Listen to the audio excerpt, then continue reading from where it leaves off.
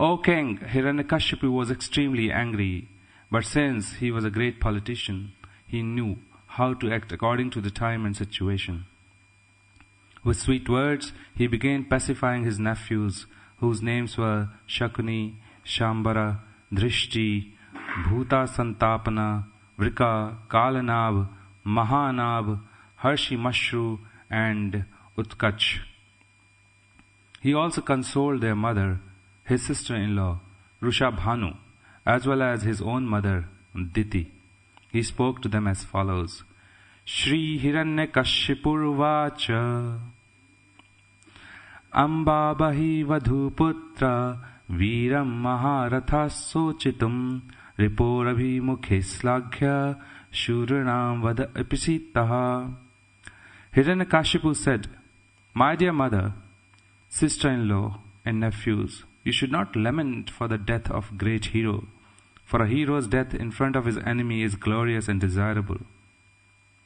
Text 21. Bhutanam iha samavasha pripayam iva suvrite devanaikatra nittanam unanittanam swakarmabhihi. Translation. My dear mother, in a restaurant or place for drinking cold water, many travelers are brought together, and after drinking water, they continue to their respective destinations. Similarly, living entities join together in a family, and later, as a result of their own actions, they are led apart to their destinations. Purport. Prakriti kriya manani gune karmani sarvashaha ahankar vimudatma kartaham iti mannate. The bewildered soul, under the influence of three modes of material nature, thinks himself the doer of activities which are in actuality carried out by nature. Bhagavad Gita 3.27. All living entities act exactly according to the direction of Prakriti, material nature. Because in the material world we are fully under a higher control. All the living entities in this material world have come here only because they wanted to be equal to Krishna in enjoyment, and have thus been sent here to be conditioned by material nature in different degrees. In the material world, a so-called family is a combination of several persons in one home to fulfill the terms of their imprisonment. As criminal prisoners scatter as soon as their terms are over and they are released, all of us who have temporarily assembled as family members will continue to our respective destinations. And an example given that family members are like straws carried together by the waves of a river. Sometimes such straws mix together in whirlpool and later dispersed again by the same waves, they float alone in the water. Although Hiranyakashipu was a demon, he had Vedic knowledge and understanding.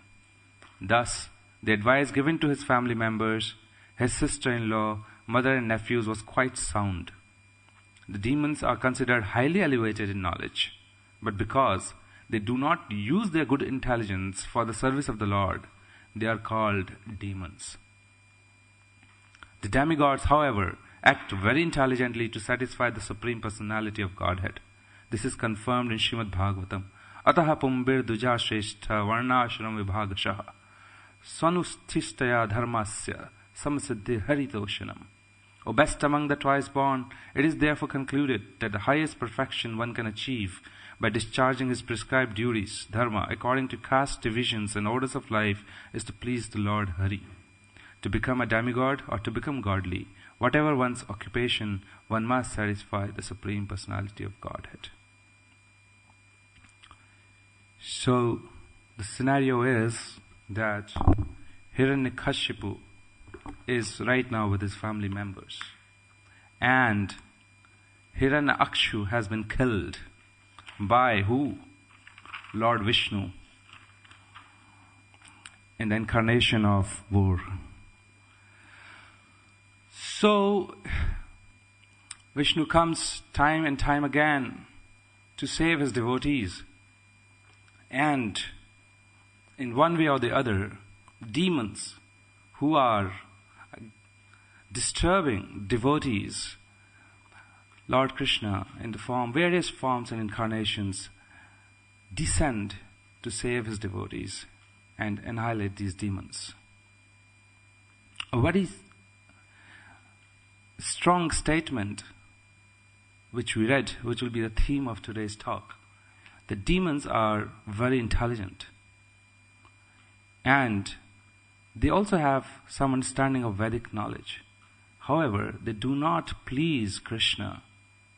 And because of that mentality alone, they are demons. Demigods also have Vedic understanding. Srila Prabhupada says, but they utilize their power and energy and the resources with their intellect in the service of the Lord. And that is the basic difference. So I was pondering upon these lines and reflecting back in the history. In the year 1945, it was just after the Second World War, that Albert Einstein, one of the celebrated scientists in modern world society, who has given various laws of science, nuclear physics, theories of relativity, on which today's modern mechanisms are basically foundationed. This scientist writes to President Franklin Roosevelt that Nazis, the Germans, are experimenting on uranium. If they can successfully extract pure uranium, they will be able to create a fission process.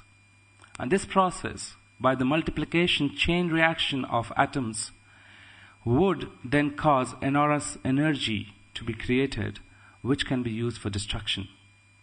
Hence, therefore, I request the President to release enough funds so that we can do it faster and better than them. President Roosevelt opened $2 billion towards this research. And the project was called Manhattan Project, because it was opened at Manhattan in the United States of America.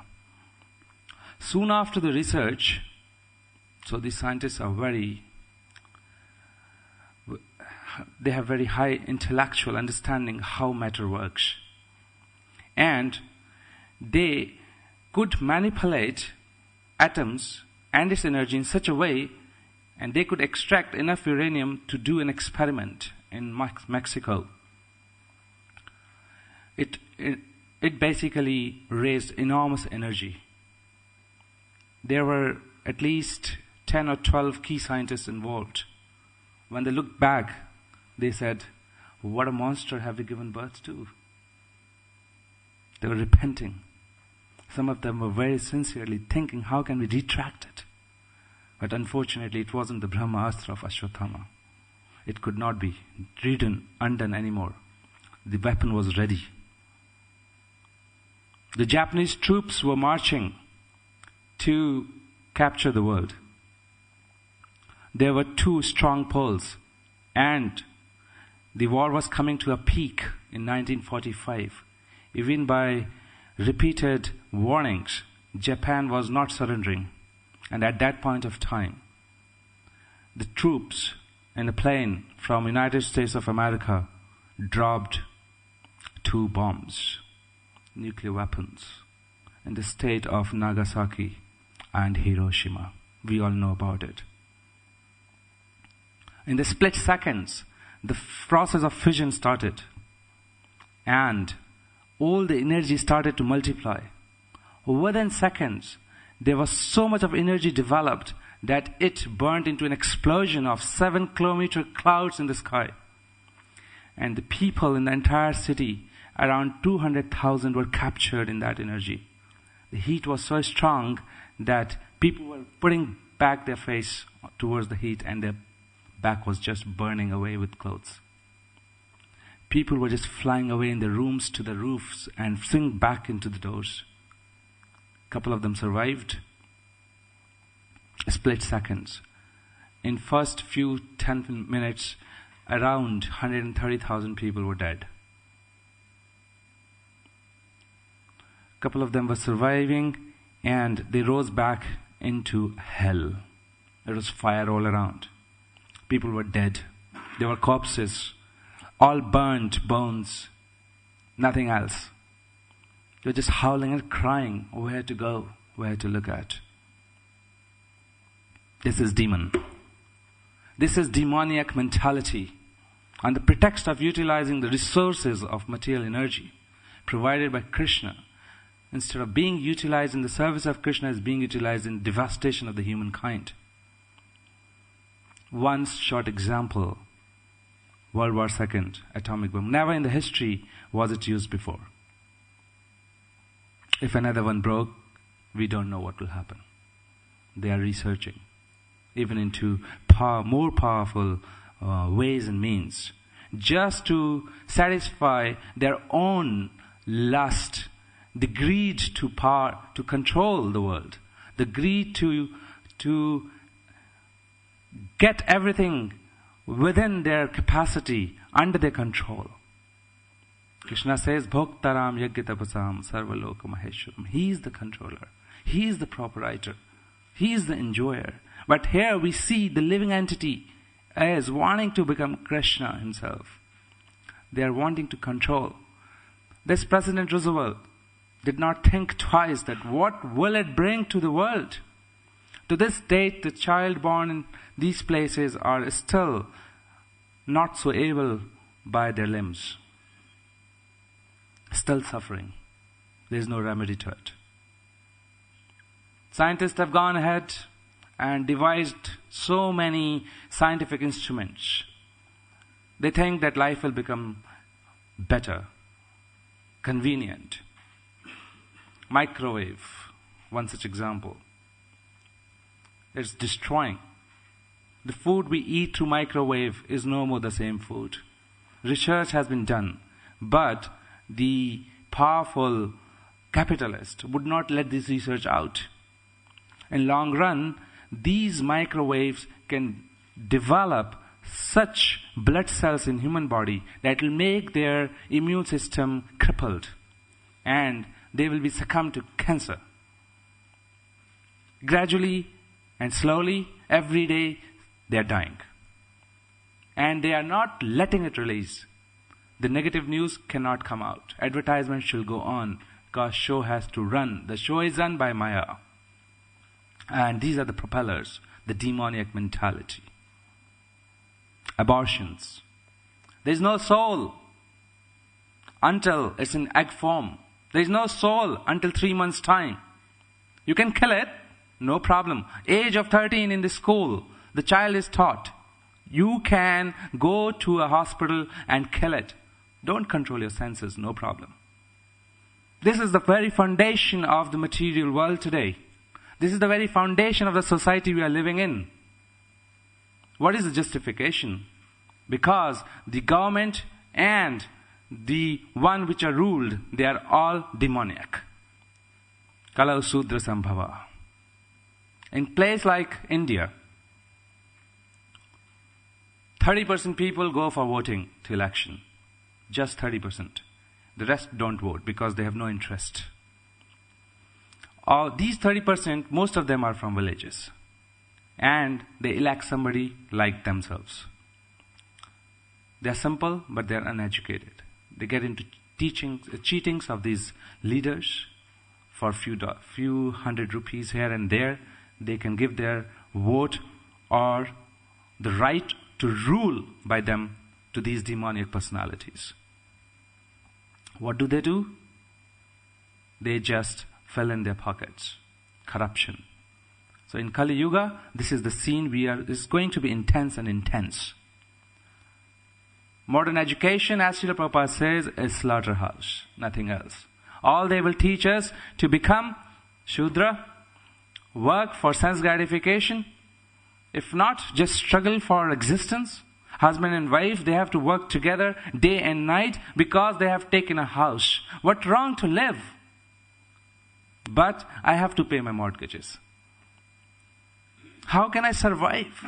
So much of anxiety from morning 7 a.m. to evening 7 p.m. and back in the night. When am I going to get time to study the literatures of Govinda? Even we are in devotee communities, we suffer the anxieties and the pranks of the material world. They are constantly, without breaking, piercing into our consciousness. hybrid vegetables, seedless grapes, fast-moving trains and planes. I travel quite frequently, and day before yesterday, I was going through a fast plane, as fast as it could be. And straight away I had to come back. After landing, I'm feeling so nauseatic. Is human body designed to do that? But we are forced into it. This is because we are engulfed with lust. The material world is designed in such a way that when soul comes in contact with the mode of passion, the substance that gives rise to is called lust. Kama esha, krodha esha, rajogun samadbhava, mahashano mahapapam, vidyenam iha verenam. Krishna describes in Bhagavad Gita that it's lust only, O Arjuna, which is the all-devouring enemy of mankind. Conquer this lust. In the sway of lust, we cannot see. We are blinded. As I was seeing the snow on the Swiss Alps, the air hostess commented, so beautiful. I remembered a couple of years ago when we went there, it was so terribly cold. From a distance, you feel it's so beautiful. Once you are in there, you suffer. This is material energy. Welcome. Everything looks so beautiful and pretty. Once you get there, it is same old boring stuff. There is no juice in it. There is no happiness in it. There is no joy in it. But because of the lust, we give in to it. We are not able to control our senses. Modes of material nature just pull us down and down and down. Just like the water, it will just flow towards where it has to go down. It will not flow upwards until it is empowered by some powerful mechanism of devotional service to go upwards. In Korea, it was around -7 degrees a couple of weeks ago. Few devotees are there, they're trying to survive. And a few Russian devotees have come to help the temple. They've established a little center. Same model like West. Trains, roads, motorways, undergrounds, high lifestyle, nice cars, girls swinging away,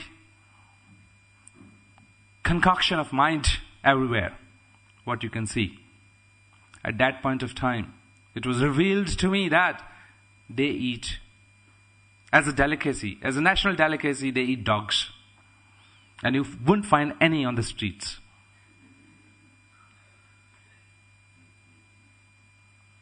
This is high civilization. Speaking to certain people on the train, I felt they are so civilized, so into themselves, not harming anybody, following all the laws of humanitarianism. We live and love each other. What's happening with dogs? Hello. And in the scriptures described that these are the lowest of the mankind. Dog eaters. Lowest of the mankind. You are what you eat. It's described in Canto 5 that Sukdev Goswami is taking us through the structure of the entire universe, planetary systems.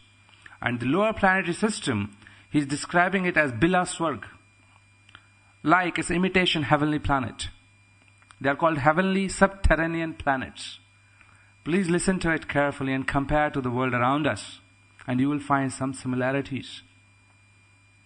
As you go down to these heavenly planets, there is Atal, one of the planets.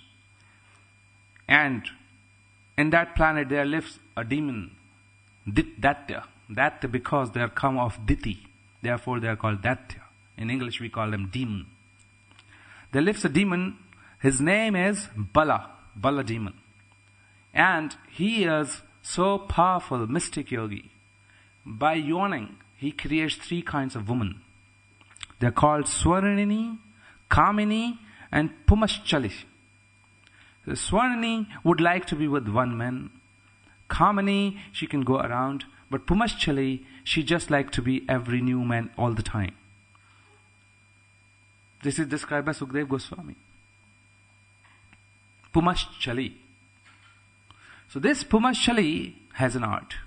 As soon as somebody enters into Atal, she can give a beautiful, nice drink, beverage to that personality. And by drinking that beverage, that person becomes intoxicated. And he gets the power of 10,000 elephants. To satisfy her lusty desires, she engages with this man to satisfy herself, and again and again. And this man, never feeling tired, seems that he has conquered the world. He feels he's God. And this illusion is created that you are now in control. There is no sun, there's darkness. That reminds of something. It's complete darkness. There is no sun. Therefore, the passage of time is not felt. Therefore, there is no anxiety of death. They are only reminded of death when Sudarshan Chakra comes, and they are fearful of that. But they don't know when it will come. So, practically, they are living anxiety-less. All the demons, all the demigods, they are in anxiety most of the time. But here, the power of illusion is so simulated that you can live anxiety-less life. Vitala has a gold river. That gold comes from Hataki river, which is basically Lord Shiva's semen. And gold is produced from Lord Shiva's semen. When he unites with Mother Parvati, Bhavani, with that secretion, a river floats. And when that water or that product semen river is taken to the fire, it turns into gold. So every woman in this planet wear so much of ornament. So much of ornament, she feels content in her heart. To her content, she wears gold, gold, gold, gold, gold everywhere. There is a demon who builds he's architect and beautiful artist, and he has created cities and gardens which are never to be seen on earthly planets. Even the heavenly planet gardens seems inferior to those beauty. Such beauty is created. One point is missing. They are complete atheist. There is no God, and there is no honesty. Super duper illusion. And within that illusion, the living entity is committing sinful activities, and with the demonic propensities, just gliding down and down into the into the hellish planets. Living entity, according to Prema Vivarat Upanishad, is described as haunted ghost. What is it that it is haunted of? Unlimited set of desires. And what is the problem? The problem is that it has got limited senses. Here is a man with limited capacity wanting to fulfill unlimited desires which are rippling again and again in the platform of his mind, just like the waves are rippling on the ocean. Incessant flow of desires.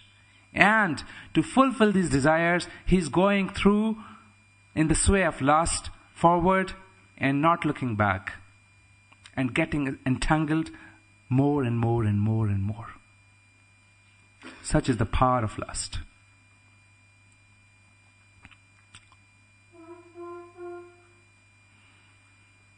Industrial economy. There was a very beautiful video shown by His Holiness Lokanath Swami Maharaj in Mayapur, which was describing how the industrial economy is exploitative and how the ergonomic economy is the symbol of simplicity and happiness. Shri Shradha Gokulanand ki jai, Sitaram Lakshman Hanuman ji ki jai, Shri Gaunitai ki jai, Srila Prabhupada ki jai. Very powerful video. If those who were in Mayapur or have seen it through mayapurtv.com or other television channel. it was just describing what we were talking about. However, devotees, Krishna says, Devim Prakritam Ashraya. They have taken the shelter of divine energy of Krishna. They do not go through these prongs of life. Due to lust, we get kama. Due to kama, we get krodha. And we get entangled into this cycle. And then we lose our intelligence. And enviousness just comes in. Sri Prabhupada writes in one of the purports, as I was reading through, that within the devotee society also we find such demons. In their hearts, the envy is thronging out. And he said, to such devotees, we are not obliged to serve. They can stay away. So we're looking inside our hearts. Is that sincerity there in our heart? That Krishna accept us? That Vaishnava society accept us? I was thinking of some certain examples of humility and gratefulness. Why is it that we won't feel grateful to Krishna? He is giving us each and every single facility that is required for our survival. Sun comes on time, and through the sockets of our eyes, in the sunlight, we can see everything. Otherwise, it's a dark universe. If sun was not there, it's a coconut packed. There is no light, just like in hellish planets. There are snakes with jewels, and with that there is some light. Here, there are two things. We have eyes that Krishna has provided, and we have sun that comes every day. And this combination then enables us to see what we see. A show of impermanent reality. It's an illusion. Bhaktivinoda Maharaj says is the pictures mixing in a platform of a mind. The past, the future, the present. And that's what we are living. So, even the food that we don't know how we are digesting this food. Krishna says, I am the digestion power.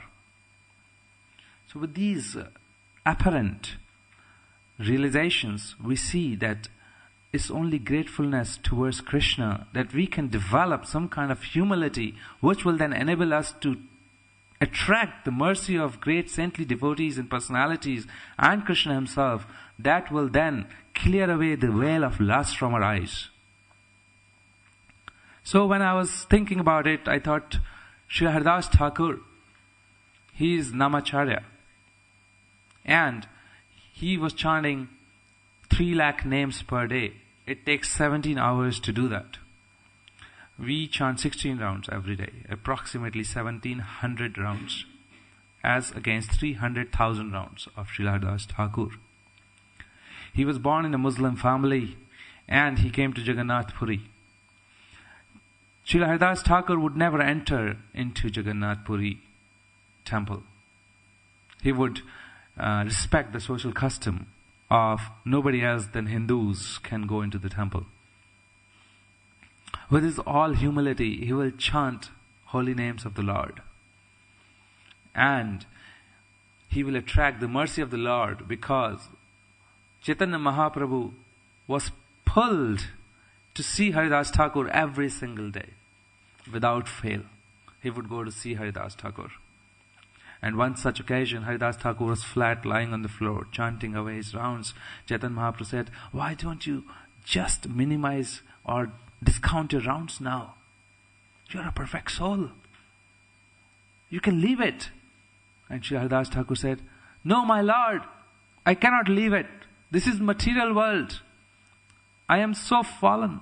It was coming from his heart. If I don't chant your rounds, how will I survive? How will my spiritual life survive? How will I get your darshan? How will I get liberation? Let me chant my rounds. Please let me chant my rounds. But I want to leave now. My Lord, this is my earnest prayers to you, that be before my eyes so that I can leave this body. Chaitanya Mahaprabhu was very deeply satisfied in his heart by determination and humility of Haridas Thakur. It's humility of Haridas Thakur which was attracting him so much towards Haridas Thakur. He said, yes, if you want to leave before me, I will be standing up before you. And in this way, Srila Haridas Thakur, just seeing his beloved Lord Chaitanya right in front of him, chanted holy names of the Lord, Hare Krishna, Krishna Krishna, Hare Hare, Hare Rama, Rama Rama, Hare Hare. And he left the body. Like this. Haridas Thakur has the power of any yogic meditation that one can achieve with. He was pure, unalloyed devotee of Lord. And at that point of time, Sri Chaitanya Mahaprabhu did not grieve. He just swayed and took Haridas Thakur in his lap and started dancing to and fro. He started singing the kirtans. All the devotees gathered there, and they were all singing the kirtans for hours and hours in the street of Jagannath Puri. Such was the mercy of the Lord. And he declared that those who are here today, seeing or witnessing this event, are going to get pure love of Krishna. And on the contrary, I picked up a character from Chaitanya Charitamrita called as Vallabha Bhattacharya. When Chaitanya Mahaprabhu went to South, this saintly personality, Vallabha, came to meet Chaitanya Mahaprabhu. He was very scholarly devotee, and he was very attracted by Chaitanya Mahaprabhu's renunciation and knowledge. He invited Chaitanya Mahaprabhu to his home for prasadam, and Mahaprabhu would not accept prasadam invitations unless otherwise it's somebody special or his mercy is falling upon that devotee. So Mahaprabhu respected his culture, Vallabha's culture, and took his associates to Vallabha's house. He had prasadam. And later on, Vallabha came back, and somehow or other, he wanted to tell Chaitanya Mahaprabhu the meanings of the holy names. Mahaprabhu knew in his heart that this Vallabha has some pride in his heart, as opposed to Haridas' humility, which was pulling Chaitanya Mahaprabhu into him. Vallabha's pride was obstructing Mahaprabhu to come near to him. So Chaitanya Mahaprabhu said that, I just know of any other names, is Keshava, is Govinda, and you carry on. So Vallabha then got hold of Sarup Damodar Pandit, and he started to tell them, I have done a purport of Srimad Bhagavatam, please hear to me, and I would like to share these realizations. But everybody understood that there is something not right, and they wouldn't just associate with Vallabha, frustrated. Finally, he come to Gadadhar, and he forcibly starts to tell him everything about his Bhagavatam. Later on, to impress upon Mahaprabhu, he said that I decline the teachings of Sridhar Swami because his teachings are changing according to the circumstances he is in. And with that effect, Chaitanya Mahaprabhu just said to him, I will tell that person a prostitute who is not faithful to her husband. Vallabhacharya could not understand that. Chaitanya Mahaprabhu blatantly stated that you are like a prostitute because you are not following the authority of Sridhar Acharya, who I worship as my guru. So Vallabha Bhattacharya's pride against the humility of Haridas Thakur was so strong that although Lord was still honoring Prasadam at his house, but he wouldn't give him his mercy. So we could be very close to the devotees. We could be serving them in our best capacity. But in our heart, if we do not have that humility to attract the mercy of the Lord through devotees, and if we are proud of our possessions, of our knowledge, of our positions, then there is no possibility of getting the mercy of Gaurang Mahaprabhu. There is no possibility. Later on, Vallabha Bhattacharya realized this one fact, and he came to Chaitanya Mahaprabhu and surrendered. My Lord, please, I beg forgiveness. And by mercy of Lord, I think it's Sarup Damodar who gave him the initiation. In the modern world, we have Vallabhacharya Sampradaya on his name, which goes on, and they worship Balkrishna. So we see that in case of Hiranyakashipu, the demons are lamenting. At the same time, the demigods are rejoicing. So the duality of the worlds are such that if one event can make another one person happy, it can make another person unhappy. So it's all relativity. We are living in a relative world. There is nothing absolute. The only absolute that we know of is only and only Krishna consciousness. Srila Prabhupada says that unless one comes to the platform of Krishna consciousness, one will continue to struggle in the duality of this relative world. He will never understand it. Birth after birth. Bhaunam janmam ante gyan van mam prapadyante Vasudev sarvam iti sa mahatma sudurlabha. Such devotees are rare who would understand that Vasudev, Krishna, is all in all. This position, this point of understanding will not come because of the relativity, and all because we are engulfed in lust. Krishna says, he gives the definition of such divine personalities. He says, Satatam kirtayantu mam yatantascha dridvrataha namasyantascha mam bhaktya nitya yukta upasate. So such devotees are constantly singing the glories of the Lord. And we see that in the characters of Hiranyakashipu, Hiranyakshu, they gave birth to, Hiranyakashipu gave birth to Prahlad Maharaj, who is living example of this particular shloka.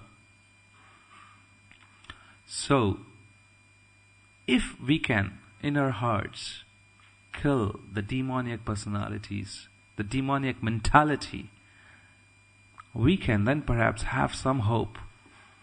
Externals are only going to fool us. We have to see in our hearts the sincerity. Do we have that? And with that sincerity, if we come forward and try to achieve these divine qualities, we may acquire mercy of the Lord. So with that, I'll close the talk here and would invite comments and any questions or something else.